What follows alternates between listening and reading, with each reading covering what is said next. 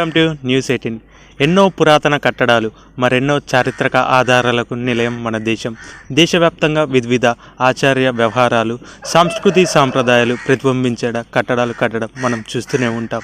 ఈ నేపథ్యంలో తెలంగాణ రాష్ట్రంలో కూడా ఎన్నో పురాతన ఆలయాలు, చారిత్రక కట్టడాలు ఉన్నాయి. అయితే దక్షిణ భారతదేశంలో అతిపెద్ద బౌద్ధ స్తూపం ఖమ్మం జిల్లాలోని నేలకొండపల్లిలో ఉంది.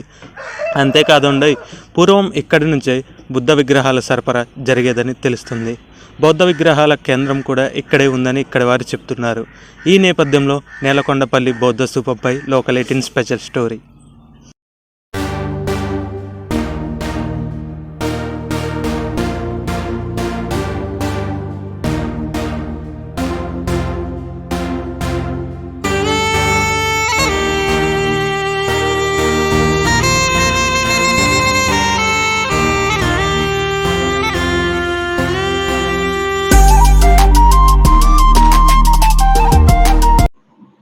నేలకొండపల్లి గ్రామంలో 2వ శతాబ్దం నాడు కట్టిన కట్టడాలు సైతం నేటికి చెక్కు చెదరకుండా ఉన్నాయి. నేలకొండపల్లి సమీపాన ఉన్న బౌద్ధ స్తూపాలను 1970లో పురావస్తు శాఖ అధికారులు పరిశోధనలు చేయగా, పశ్చిమ చాళుక్యులు, తూర్పు చాళుక్యుల కాలంలో బౌద్ధ మతానికి చెందిన వారు ఇక్కడే ధ్యానం చేసుకునేందుకు వీలుగా స్తూపాలను నిర్మించినట్లు అధికారులు కనుగొన్నారు. అంతేకాకుండా నేలకొండపల్లిలో ఉన్న బౌద్ధ స్తూపం దక్షిణ భారతదేశంలోనే అతిపెద్ద బౌద్ధ స్తూపంగా పురావస్తు శాఖ అధికారులు గుర్తించారు.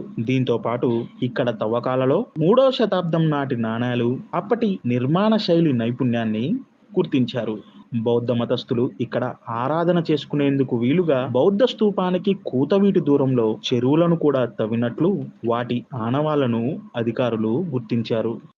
వాస్తవానికి ఖమ్మం జిల్లా కేంద్రానికి 20 కిలోమీటర్ల దూరంలో ఉన్న నేలకొండపల్లి సమీపంలో ఈ బౌద్ధ స్తూపం ఉంది. అయితే గతంలో స్థానికులు దీన్ని విరాటరాజు గద్దె, ఎర్రదిబ్బ అని పిలిచేవారు. స్థానికులకు ఎర్రమట్టి అవసరమైనప్పుడల్లా ఇక్కడి నుంచే తవ్వుకొని వెళ్ళేవారు. 1974లో మొదటిసారి పురావస్తు శాఖ ఇక్కడ తవ్వకాలు జరపగా, మళ్ళీ తిరిగి 1984లో తవ్వకాలు జరపగా ఇది ఎర్రదిబ్బ కాదు, ఇది పెద్ద బౌద్ధ స్తూపం అని గుర్తించారు.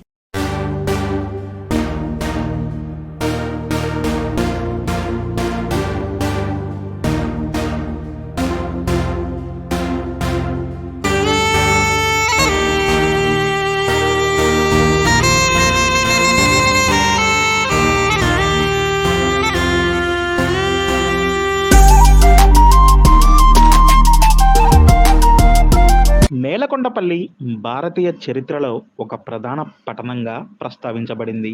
ఇండికా గ్రంథంలో నేలకొండపల్లి పట్టణ విశిష్టతను వివరిస్తూ పలు వ్యాసాలు ఉన్నట్లు చారిత్రక నిపుణులు అంటున్నారు. ఈ గ్రామంలో ఉన్న బౌద్ధ స్తూపం 112 అడుగుల ఎత్తు, 54 అడుగుల వ్యాసంతో దక్కన్ ప్రాంతంలోనే అతిపెద్ద స్తూపాలలో ఒకటిగా నిలుస్తుంది. అంతేకాకుండా ఈ నేలకొండపల్లి గ్రామానికి చుట్టుపక్కల 8 కిలోమీటర్ల దూరంలో అనేక చిన్న చిన్న స్తూపాలు సైతం ఉండడం మరో విశేషంగా చెప్పుకోవచ్చు. దక్షిణ భారతదేశంలోని ఈ స్తూపాన్ని చూసేందుకు దేశ విదేశాల నుంచి ఎంతోమంది పర్యాటకులు ఇక్కడికి వస్తూనే ఉంటారు. అయితే ప్రతిరోజు వందల వేల సంఖ్యలో ఇక్కడికి దర్శిస్తూనే ఉంటారు. ఇంతటి ప్రాచుర్యం కలిగిన ఈ స్తూపాన్ని మీరు కూడా దర్శించండి. Aditya Kumar, local 18 correspondent, Khammam.